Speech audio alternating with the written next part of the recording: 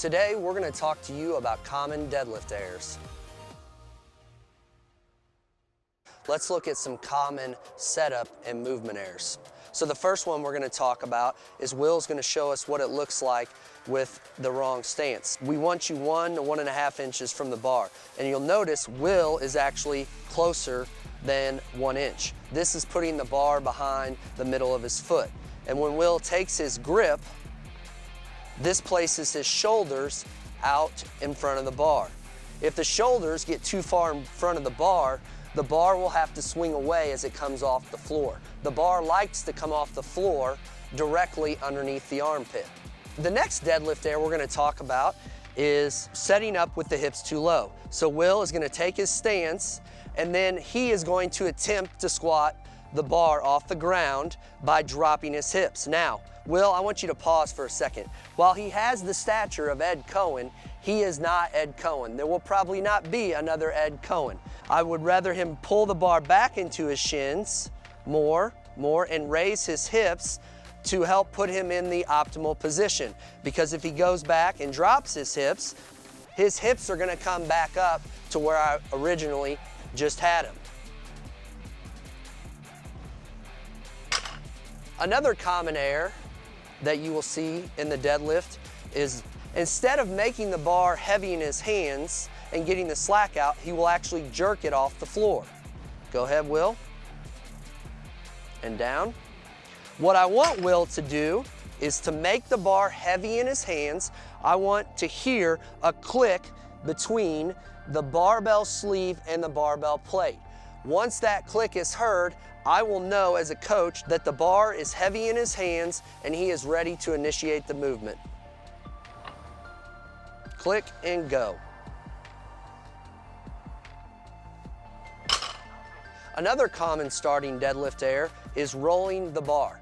While you might think you are the next strongman or big-time power lifter, it is best that we start with the bar 1 inch from the shins. If you roll the bar into your shins to initiate the pull, the bar might not start over the middle of the foot if you don't time it correctly, and you will end up scooping the bar off the floor. And by scooping, I mean you are pulling the bar around your knees, adding extra distance to the pull.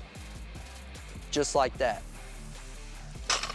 As Will sets up his deadlift, when he gets to step 4, he is going to set his back and he is going to shove his knees out into his elbows. As he drags the bar up his legs, I want to see his knees stay out, just like a frog. Good. The opposite of knees out is knees in or valgus. I don't want him to allow his knees to cave in because then his adductors lose tension as the bar comes off the floor.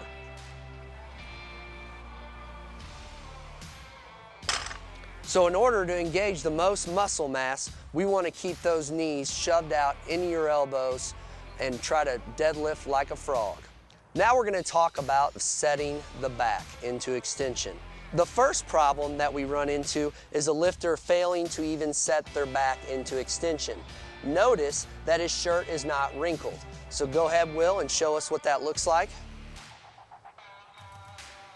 And down.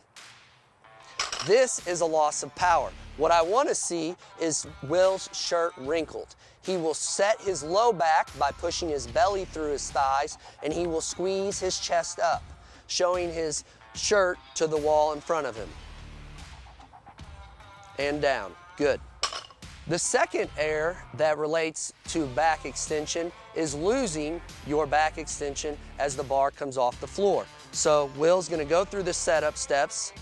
He's going to take his shirt and he's going to make it wrinkled. Now, as the bar comes off the floor, he's going to lose those wrinkles because he has lost the extension that he had in his back. And down. I want Will to keep his shirt wrinkled the entire time. Pull the barbell and down. Now we're going to talk about the lockout errors. There's two basic errors we will see. The first error that we'll see as Will pulls the bar off the ground is trying to shrug at the top with the bar or leaning back, okay? I just want Will to stand up normal with a proud chest. The second problem we will see is a lifter failing to fully extend his hips at the top of the deadlift. Here, he has not fully extended his hips. Will finish the lift, celebrate it with a proud chest. So, the two common deadlift lockout errors are either overextending the low back or not finishing the pull by pulling the hips into extension. The deadlift is named the deadlift because it starts from a dead stop. I do not want Will to bounce it off the ground. If he bounces it off the ground, he's utilizing the momentum of the barbell and the weights. I want him to come to a complete stop, set his back, and drag it up his legs. And down. Stop, set the back, drag it up your legs. That is 2 reps. The first grip error is placing the hands too wide. This artificially shortens the arms and lengthens the pull. If we grip the bar too close, this causes us to not be able to get our knees out into our elbows, and if we do get them out, our arms are bent. When our arms are bent, they're not taut, and that's a power leak. He's trying to pull the bar off the ground with bent elbows.